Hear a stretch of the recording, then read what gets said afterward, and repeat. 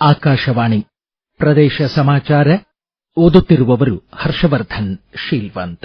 ಮಹಾತ್ಮ ಗಾಂಧಿ ರಾಷ್ಟ್ರೀಯ ಗ್ರಾಮೀಣ ಉದ್ಯೋಗ ಖಾತ್ರಿ ಯೋಜನೆಯನ್ನು ಕೇಂದ್ರ ಸರ್ಕಾರ ಪುನಃ ಜಾರಿಗೊಳಿಸಬೇಕು ಎಂದು ಒತ್ತಾಯಿಸಿ ನಿರ್ಣಯ ಅಂಗೀಕರಿಸಲು ಶೀಘ್ರವೇ ವಿಧಾನಮಂಡಲದ ವಿಶೇಷ ಅಧಿವೇಶನ ಕರೆಯಲಾಗುವುದು ಎಂದು ಮುಖ್ಯಮಂತ್ರಿ ಸಿದ್ದರಾಮಯ್ಯ ತಿಳಿಸಿದ್ದಾರೆ.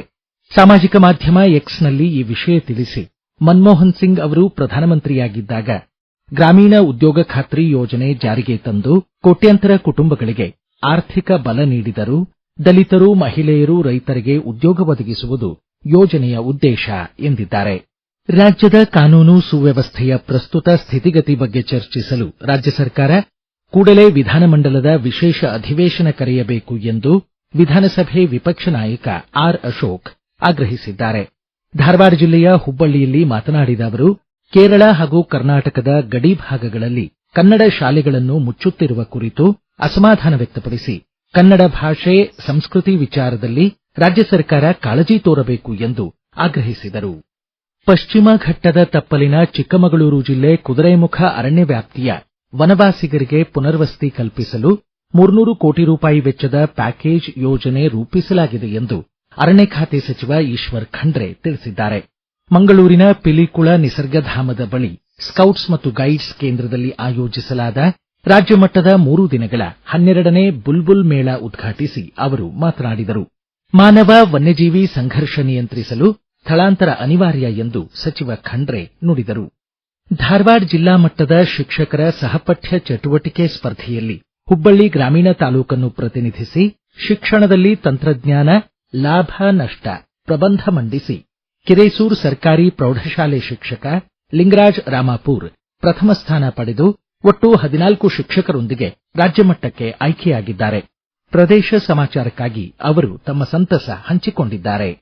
ಶಿಕ್ಷಕರ ಸಹಪಠ್ಯ ಚಟುವಟಿಕೆಗಳ ಸ್ಪರ್ಧೆ ವಿನೂತನವಾಗಿರುವಂತದ್ದು. ರಾಷ್ಟ್ರೀಯ ಶಿಕ್ಷಕರ ಕಲ್ಯಾಣ ಪ್ರತಿಷ್ಠಾನ, ಕರ್ನಾಟಕ ರಾಜ್ಯ ವಿದ್ಯಾರ್ಥಿಗಳ ಕ್ಷೇಮಾಭಿವೃದ್ಧಿ ನಿಧಿ, ಉಪನಿರ್ದೇಶಕರ ಕಾರ್ಯಾಲಯ, ಶಾಲಾ ಶಿಕ್ಷಣ ಇಲಾಖೆ ಇವರೆಲ್ಲರ ಸಹಯೋಗದೊಳಗೆ ಪ್ರತಿ ವರ್ಷ ಇದು ನಡೆಯುತ್ತೆ. 7 ಸ್ಪರ್ಧೆಗಳು ನಡೀತವೆ. ಶಿಕ್ಷಣದಲ್ಲಿ ತಂತ್ರಜ್ಞಾನ ಲಾಭ ನಷ್ಟ ಅನ್ನುವಂತ ವಿಷಯದ ಮೇಲೆ ನಾನು ಪ್ರಬಂಧವನ್ನ ಬರೆದು ಪ್ರಥಮ ಸ್ಥಾನವನ್ನ ಪಡೆದು ರಾಜ್ಯ ಮಟ್ಟಕ್ಕೆ ಆಯ್ಕೆಯಾಗಿರೋದಕ್ಕೆ ನನಗೆ ತುಂಬಾ ಸಂತೋಷ ಮತ್ತು ಹೆಮ್ಮೆ ಅನಿಸ್ತಾ ಇದೆ. 7 ಜನ ಪ್ರಾಥಮಿಕ ಶಾಲಾ ಶಿಕ್ಷಕರು ಹಾಗೆ 7 ಜನ ಪ್ರೌಢಶಾಲಾ ಶಿಕ್ಷಕರು ರಾಜ್ಯ ಮಟ್ಟಕ್ಕೆ ಆಯ್ಕೆಯಾಗಿದ್ದಾರೆ. ಈ ಸ್ವತ್ತು ತಂತ್ರಾಂಶದಲ್ಲಿ ಕೆಲ ಲೋಪಗಳಿದ್ದು ಆಯ್ದ ಕೆಲ ಜಿಲ್ಲಾ ಪಂಚಾಯಿತಿ ಸಿಇಒಗಳಿಂದ ಮಾಹಿತಿ ಪಡೆಯಲಾಗಿದೆ. ಈ ತಂತ್ರಾಂಶವನ್ನು ನ್ಯಾಷನಲ್ ಇನ್ಫಾರ್ಮೆಟಿಕ್ಸ್ ಸೆಂಟರ್ ಎನ್ಐಸಿ ಸಿದ್ಧಪಡಿಸಿದ್ದು ಶೀಘ್ರ ಎಲ್ಲ ಲೋಪಗಳನ್ನು ಸರಿಪಡಿಸಲು ಸೂಚಿಸಲಾಗಿದೆ ಎಂದು ಗ್ರಾಮೀಣಾಭಿವೃದ್ಧಿ ಖಾತೆ ಸಚಿವ ಪ್ರಿಯಾಂಕ್ ಖರ್ಗೆ ತಿಳಿಸಿದ್ದಾರೆ. ಗ್ರಾಮ ಪಂಚಾಯಿತಿ ಅಭಿವೃದ್ಧಿ ಅಧಿಕಾರಿಗಳೊಂದಿಗೆ ವಿಡಿಯೋ ಸಂವಾದದಲ್ಲಿ ಅವರು ಸಮಾಲೋಚಿಸಿದರು. ರಾಜ್ಯದ ಎಲ್ಲ ಗ್ರಾಮ ಪಂಚಾಯಿತಿಗಳಲ್ಲಿ ಈ ಸ್ವತ್ತು ಸಹಾಯವಾಣಿ ಸಂಖ್ಯೆ ಪ್ರದರ್ಶಿಸಲು ಅವರು ಸೂಚಿಸಿದರು. ಧಾರವಾಡ ಕೃಷಿ ವಿಜ್ಞಾನಗಳ ವಿಶ್ವವಿದ್ಯಾಲಯದ ಉಪಕುಲಪತಿ ಪಿಎಲ್ ಪಾಟೀಲ್ ಹಾಗೂ ತಿರುವನಂತಪುರದ ಭಾರತೀಯ ಬಾಹ್ಯಾಕಾಶ ವಿಜ್ಞಾನ ಮತ್ತು ತಂತ್ರಜ್ಞಾನ ಸಂಸ್ಥೆ ಉಪಕುಲಪತಿ ದೀಪಂಕರ್ ಬ್ಯಾನರ್ಜಿ ಮಹತ್ವದ ಒಡಂಬಡಿಕೆಗೆ ಸಹಿ ಹಾಕಿದ್ದಾರೆ. ಧಾರವಾಡ ಕೃಷಿ ವಿಜ್ಞಾನಗಳ ವಿಶ್ವವಿದ್ಯಾಲಯದ ಪ್ರಾಧ್ಯಾಪಕ ಕೃಷ್ಣರಾಜ್, ಜೈವಿಕ ತಂತ್ರಜ್ಞಾನ ವಿಭಾಗದ ಪ್ರಶಾಂತಿ ಹಾಗೂ ರವಿಕುಮಾರ್ ಹೊಸಮನಿ ಹಾಗೂ ಐಐಎಸ್ಟಿಯ ಕುರುವಿಲ್ಲಾ ಜೋಸೆಫ್ ಪಾಲ್ಗೊಂಡಿದ್ದರು. ಕರ್ನಾಟಕ ಮಾಧ್ಯಮ ಅಕಾಡೆಮಿ 2025ನೇ ಸಾಲಿನ ವಾರ್ಷಿಕ ಪ್ರಶಸ್ತಿ ಹಾಗೂ ದತ್ತಿ ಪ್ರಶಸ್ತಿಗಳನ್ನು ಪ್ರಕಟಿಸಿದೆ. 2025ನೇ ಸಾಲಿನ ವಿಶೇಷ ಪ್ರಶಸ್ತಿಗೆ ಸರಿತಾ ರೈ ಆಯ್ಕೆಯಾಗಿದ್ದಾರೆ. ಪ್ರಶಸ್ತಿ 1 ಲಕ್ಷ ರೂಪಾಯಿ ನಗದು ಹಾಗೂ ಪ್ರಶಸ್ತಿ ಫಲಕವನ್ನು ಒಳಗೊಂಡಿದೆ ಎಂದು ಮಾಧ್ಯಮ ಅಕಾಡೆಮಿ ಅಧ್ಯಕ್ಷೆ ಆಯಿಷಾ ಖಾನಂ ಬೆಂಗಳೂರಿನಲ್ಲಿ ತಿಳಿಸಿದ್ದಾರೆ. ವಾರ್ಷಿಕ ಪ್ರಶಸ್ತಿಗೆ 30 ಜನ ಸಾಧಕ ಪತ್ರಕರ್ತರು ಆಯ್ಕೆಯಾಗಿದ್ದು ಪ್ರಶಸ್ತಿ 50,000 ರೂಪಾಯಿ ನಗದು ಮತ್ತು ಪ್ರಶಸ್ತಿ ಫಲಕವನ್ನು ಒಳಗೊಂಡಿದೆ. ಪ್ರಸಕ್ತ ವರ್ಷದಲ್ಲಿ ರೈಲ್ವೆ ಇಲಾಖೆ 52 ಪ್ರಮುಖ ಸುಧಾರಣೆಗಳನ್ನು ಜಾರಿಗೆ ತರಲಿದೆ. ಮುಂದಿನ 52 ವಾರಗಳಲ್ಲಿ 52 ಸುಧಾರಣೆಗಳ ಮೂಲಕ ದಕ್ಷತೆ, ಪಾರದರ್ಶಕತೆ ಹಾಗೂ ಉತ್ತಮ ಸೇವೆಯನ್ನು ನೀಡಲಿದೆ ಎಂದು ರೈಲ್ವೆ ಖಾತೆ ರಾಜ್ಯ ಸಚಿವ ವಿ ಸೋಮಣ್ಣ ತಿಳಿಸಿದ್ದಾರೆ.